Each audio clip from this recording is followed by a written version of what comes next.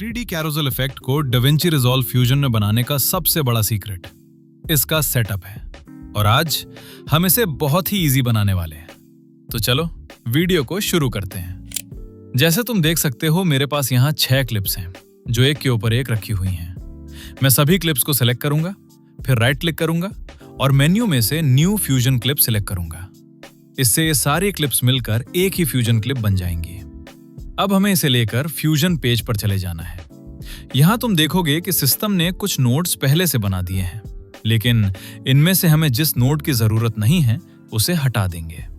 सबसे पहले एक रेक्टेंगल मास्क नोड ऐड करते हैं और इसे पहले मीडिया इन नोड के साथ कनेक्ट कर देते हैं। अब इस मास्क की मदद से मैं एक पतला सा रेक्टेंगल बनाऊंगा। उसके बाद कॉर्नर रेडियस को थोड़ा सा बढ़ा दूंगा ताकि इसके कॉर्नर्स थोड़े से राउंडेड हो जाएं। अब यहाँ एक चीज का ध्यान रखना है, हमें इस रेक्टेंगल मास्क को कॉपी करके नॉर्मल पेस्ट नहीं करना है, हमें पेस्ट इंस्टेंस ही यूज करना है। और यहीं से शुरू होता है इस सेटअप का असली मैजिक। इसका सबसे बड़ा फायदा यह है कि दोनों नोड्स की सेटिंग्स एक दूसरे के साथ जुड़ी रहेंगी। मतलब अगर एक जगह कोई सेटिंग बदलोगे तो वही चेंज बाकी इंस्टेंस वाले नोड्स में भी अपने आप लग जाएगा। और इसी तरीके से बाकी सभी मीडिया इन नोड्स के साथ भी यही प्रोसेस रिपीट कर देते हैं। अब देख सकते हो सभी क्लिप्स पर एक जैसा रेक्टेंगल शेप लग चुका है। अब चलो अपना 3D सीन बनाना शुरू करते हैं। सबसे पहले एक image plane 3D node add करते हैं, उसके बाद एक मर्ज 3D नोड और फिर एक रेंडर 3D नोड। अब इन तीनों को आपस में कनेक्ट कर देते हैं। सबसे पहले रेंडर 3D को व्यूअर में देखते हैं। ये वही फाइनल आउटपुट है जो हमें वीडियो के एंड में देखने को मिलेगा, लेकिन इफेक्ट बनाते वक्त हम ज्यादातर मर्ज 3D नोड में ही काम करेंगे क्योंकि यहीं पर हमें पूरा 3D सीन क्लियरली दिखाई देता है।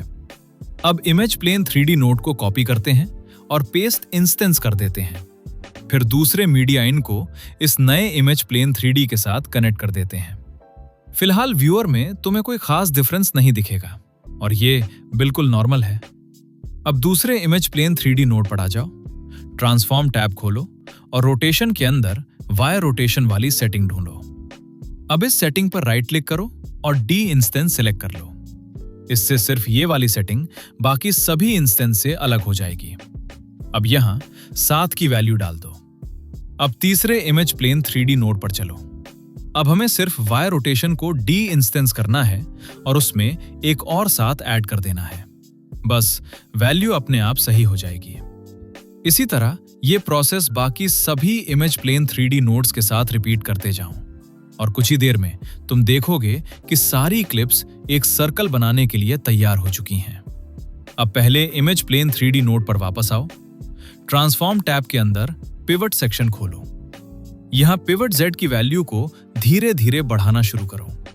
जैसे जैसे तुम Z की वैल्यू बढ़ाओगे वैसे वैसे पूरा कैरोसेल शेप लेना शुरू कर देगा और बस यहीं पर हमारे इफेक्ट का बेसिक स्ट्रक्चर तैयार हो जाता है।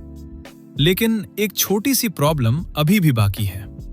अगर अभी हम मर्ज 3D नोड पर जाकर वाई रोटेशन को घुमाएंगे तो तुम देखोगे कि पूरा इफेक्ट थोड़ा अजीब तरीके से रोटेट हो रहा है और इसका रीजन है कि पिवट पॉइंट अभी सही जगह पर अलाइन नहीं है। चलो इसे भी ठीक कर लेते हैं। सबसे पहले सभी पिवट सेटिंग्स को ओपन कर लो। अब पहले इमेज प्लेन 3D नोड को सिलेक्ट करो और इसे पिन कर दो ताकि इसकी सेटिंग स्क्रीन पर ही दिखाई देती रहे। अब दोबारा मर्ज 3D नोड सिलेक्ट करो। यहां पिवट Z पर राइट क्लिक करो और एक्सप्रेशन सिलेक्ट कर लो। अब जो प्लस का आइकन दिख रहा है यूज पकड़ो और इमेज प्लेन 3D के पिवट Z के ऊपर छोड़ दो। इससे दोनों नोड्स की पिवट Z वैल्यू एक दूसरे के साथ लिंक हो जाएगी। अब पिन हटा दो और फिर से मर्ज 3D नोड में आकर वाई रोटेशन को घुमाकर देखो। अब देख सकते हो पूरा कैरोसेल बिल्कुल सही तरीके से रोटेट हो रहा है और ये एग्जैक्टली वही रिजल्ट है जो हमें चाहिए था। अब जब हमारा बेसिक सेटअप तैयार हो गया है तो चलो इस इफेक्ट को थोड़ा और रियलिस्टिक बनाते हैं। हम हर क्लिप को हल्का सा बेंड करेंगे ताकि पूरा कैरोसेल और भी नेचुरल लगे। इसके लिए कीबोर्ड पर शिफ्ट प्लस स्पेस दबाओ, सर्च बॉक्स खुलेगा। यहां बेंडर 3D सर्च करो और इसे पहले इमेज प्लेन 3D नोड के बाद ऐड कर दो। अब बेंडर 3D की सेटिंग्स में चलो। सबसे पहले एक्सेस को Y पर सेट कर दो। उसके बाद एंगल की वैल्यू 90 कर दो। अब अमाउंट को धीरे धीरे बढ़ना शुरू करो। जैसे ही तुम अमाउंट बढ़ाओगे, तुम देखोगे कि क्लिप में हल्का सा कर्व आना शुरू हो गया है। हमें बहुत ज्यादा कर्व नहीं चाहिए, बस इतना कि हल्का सा बेंड दिखने लगे। लेकिन यहां एक और चीज नोटिस करोगे, कर्व थोड़ा रफ दिख रहा है और इसका रीजन है कि इमेज प्लेन में सब डिवीजन कम है। इसको ठीक करने के लिए वापस इमेज प्लेन 3D नोड पर आ जाओ, कंट्रोल्स टैब खोलो और सब डिवीजन की वैल्यू सीधा 40 कर दो। अब देख सकते हो कर्व पहले से काफी स्मूथ हो गया है। और सबसे अच्छी बात, क्योंकि हमने इमेज प्लेन को इंस्टेंस किया हुआ है, ये चेंज बाकी सभी इमेज प्लेन 3D नोड्स पर भी अपने आप लग जाएगा। अब बेंडर 3D को कॉपी करो और पेस्ट इंस्टेंस करके दूसरी क्लिप के साथ कनेक्ट कर दो। इसी तरह तीसरी क्लिप के साथ भी कनेक्ट कर दो। लेकिन यहां एक छोटी सी दिक्कत आएगी। तीसरी क्लिप अंदर की तरफ बेंड होने के बजाय बाहर की तरफ बेंड हो जाएगी। लेकिन टेंशन लेने की कोई जरूरत नहीं है। इसको ठीक करना सिर्फ 2 सेकंड का काम है। बस अमाउंट पर राइट क्लिक करो, डी इंस्टेंस सिलेक्ट करो और अमाउंट के आगे सिर्फ एक माइनस लगा दो। बस अब देख सकते हो कि क्लिप भी अंदर की तरफ बेंड हो गई है। अब इसी वाले बेंडर 3D को कॉपी करो और पेस्ट इंस्टेंस करके बाकी क्लिप्स के साथ कनेक्ट करते जाओ। और सबसे आखिरी क्लिप के लिए दूसरे वाले बेंडर का इंस्टेंस यूज कर लेना।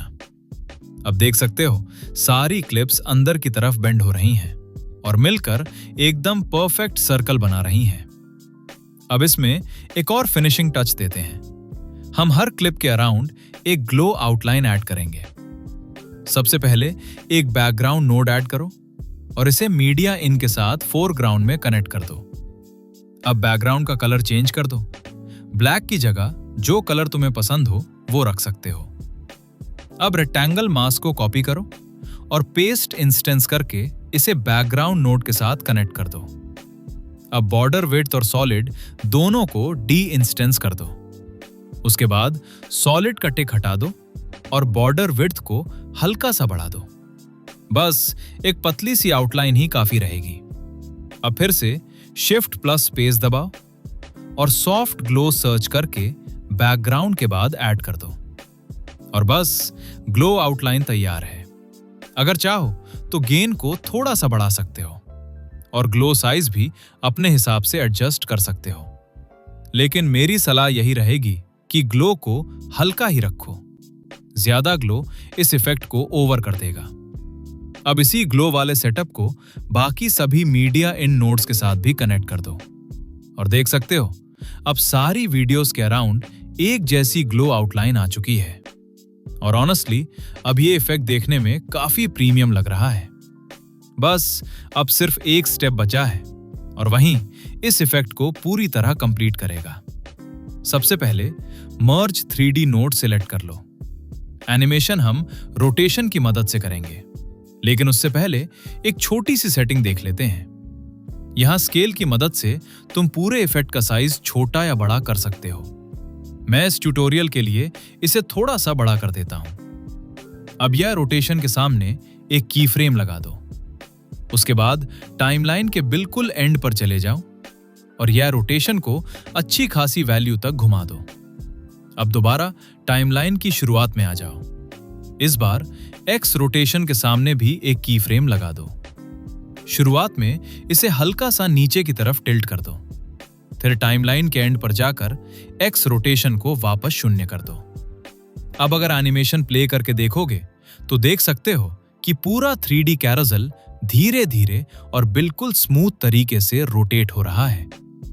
लेकिन अगर इस एनिमेशन को और भी स्मूथ बनाना है तो स्प्लाइन एडिटर का यूज करना पड़ेगा। चलो वो भी कर लेते हैं। सबसे पहले स्प्लाइन एडिटर ओपन कर लो। यहां दोनों एनिमेटेड प्रॉपर्टीज को सेलेक्ट कर लो। अब सारे की फ्रेम सेलेक्ट करके कीबोर्ड से F प्रेस करो। इससे कर्व फ्लैटन हो जाएगी। उसके बाद Ctrl+T प्रेस करो। अब तुम्हारे पास ईज इन और ईज आउट के कंट्रोल्स आ जाएंगे। अब ईज वाली कर्व को थोड़ा सा स्ट्रेच कर दो और ईज आउट को थोड़ा नीचे एडजस्ट कर दो। बस इतना करते ही एनिमेशन पहले से काफी ज्यादा स्मूथ और नेचुरल फील होगी। अब एक आखिरी फिनिशिंग टच देते हैं। एक बैकग्राउंड नोड ऐड करो। इस बैकग्राउंड को रेंडर 3D के पीछे बैकग्राउंड की तरह कनेक्ट कर दो और उसके बाद इसका आउटपुट मीडिया आउट नोड के साथ कनेक्ट कर दो। अब एडिट पेज पर वापस आ जाओ और इफेक्ट को रेंडर होने दो। जैसे ही रेंडर कंप्लीट होगा, तुम देखोगे कि सारी क्लिप्स एकदम स्मूथ तरीके से 3D सर्कल में रोटेट कर रही हैं। हर क्लिप हल्का सा बेंड भी है और ग्लो आउटलाइन की वजह से पूरा इफेक्ट और भी क्लीन और प्रीमियम लग रहा है। और जैसे मैंने शुरुआत में कहा था, इस पूरे इफेक्ट का सबसे इंपॉर्टेंट हिस्सा इसका सेटअप है। अगर शुरुआत में सेटअप सही तरीके से कर लोगे तो बाद में तुम्हारा बहुत सारा काम अपने आप आसान हो जाएगा। और सबसे अच्छी बात, अगर बाद में तुम्हें कोई सेटिंग चेंज करनी हो तो बार बार हर नोड में जाने की जरूरत नहीं पड़ेगी। एक जगह चेंज करोगे और बाकी सब जगह वो अपने आप अपडेट हो जाएगी। इसी वजह से ये सेटअप इतना पावरफुल है। तो बस दोस्तों, आज की वीडियो में इतना ही। उम्मीद है ये ट्यूटोरियल तुम्हारे काम आया होगा और तुमने इससे कुछ नया जरूर सीखा होगा। अगर वीडियो पसंद आई हो तो लाइक जरूर करना, और अगर दाविंची रिजॉल्व और फ्यूजन के ऐसे ही ट्यूटोरियल्स देखना चाहते हो तो चैनल को सब्सक्राइब करना बिल्कुल मत भूलना। मैं मिलता हूं तुमसे अगली वीडियो में। तब तक अपना ख्याल रखना। Happy editing.